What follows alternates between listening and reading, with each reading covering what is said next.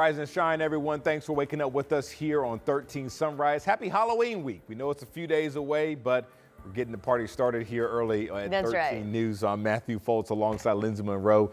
It is 9 o'clock on your Saturday morning. Maybe you have plans to get out and about, maybe do some early trick-or-treating. The Irvington 79th Irvington Halloween Festival is happening, so we're going to check back in with our Ella Rhodes, who is gearing up for the big day there. But no matter what you're doing, Lindsay, you really want to bundle up today. You do. And, you know, temperatures out there this morning, not as cold as we were yesterday. Of course, we had that first frost of the season, 32 degrees here in Indy. Had some upper 20s in some outlying locations. So it's not that cool because we've had clouds roll in.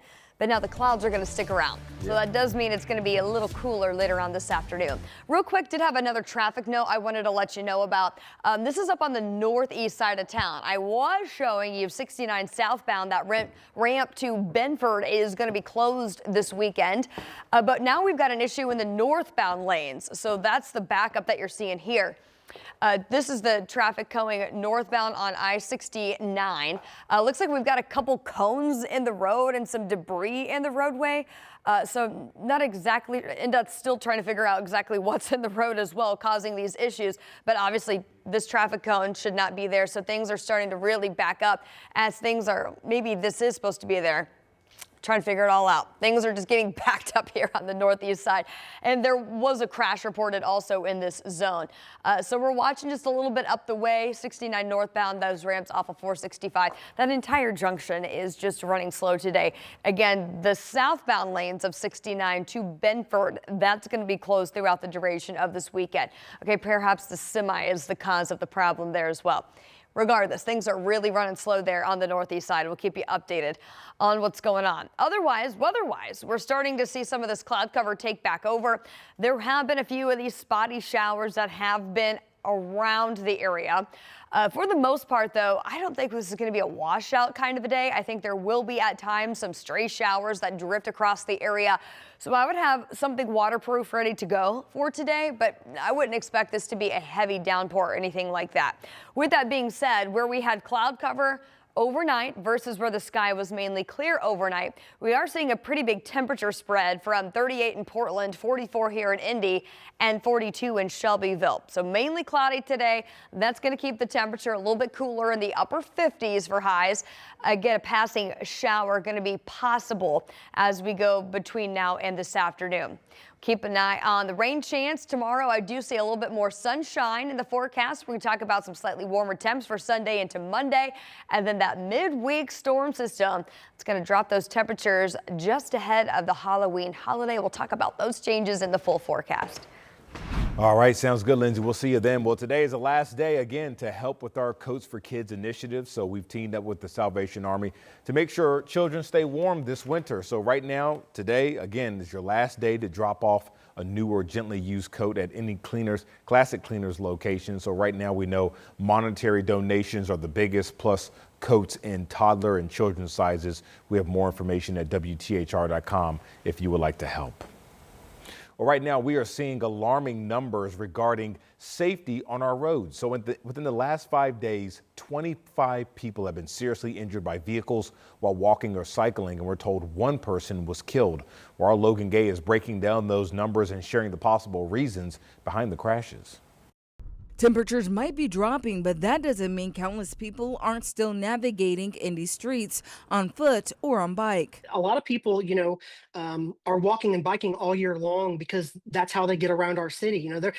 This city has a lot of people that don't have cars. Eric Holt with Safe Streets Indy tracks the numbers. He says in our city this week, nearly 5 people were hurt each day. Holt says that data is outrageous. And I'm looking at these numbers all day long, but at the end of the day, these aren't just numbers. These are real people.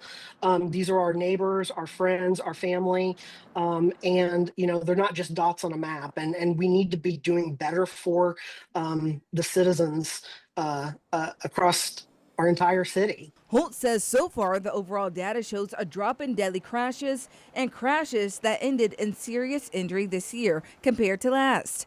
He says it will take everyone for that trend to stick, and he says it benefits everyone to do their part. There are a lot of cases where people will be living with their injuries for the entire rest of their life, and their lives won't be the same. And that, the same can be said about the drivers that are, impacted in these incidents as well. Right now, city leaders are working on their Vision Zero plan, an initiative aimed at reducing deaths and injuries on Indy streets by 2035.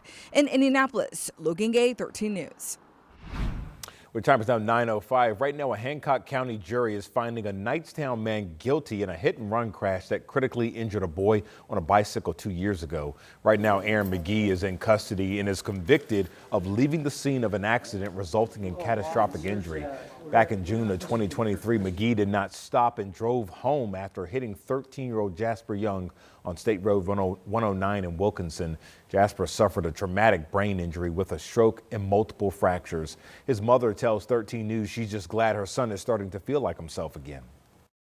No one expected him to make it, so the fact that he is standing taller than me today and in school and he's still the same old funny kid is miraculous, but he has also worked so incredibly hard to get to where he is, and I just can't be more prouder of this kid. And McGee will be back in court next month for a bench trial to determine if he's now a habitual offender. That could enhance his sentence because of multiple felony convictions. Well, this morning we're learning the name of the woman killed while inside of a car that crashed after a police chase. Metro Police telling us the woman was 33-year-old Alicia Lane. The crash happened around 3:30 Friday morning on the city's southwest side.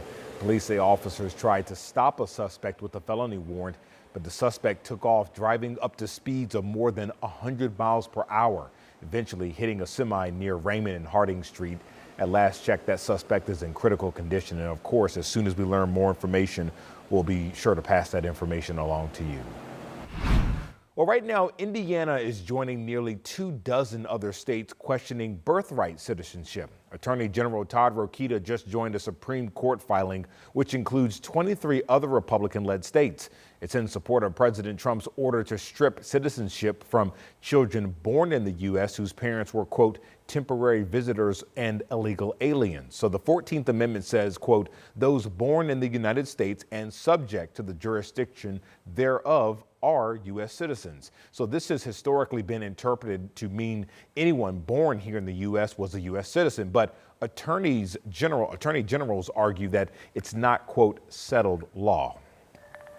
Well, right now, 13 Sunrise has already expanded its digital footprint, but now you'll be able to see more of 13 News. So starting Monday, you'll be able to watch us live at 6:30 p.m. on our streaming app, WTHR+. It's a free download available on Fire Stick, Apple TV, and Roku. So we'll have all the latest local news along with the big national headlines. So we'll hope to see you for 13 News at 6:30 p.m. on WTHR+ starting on Monday.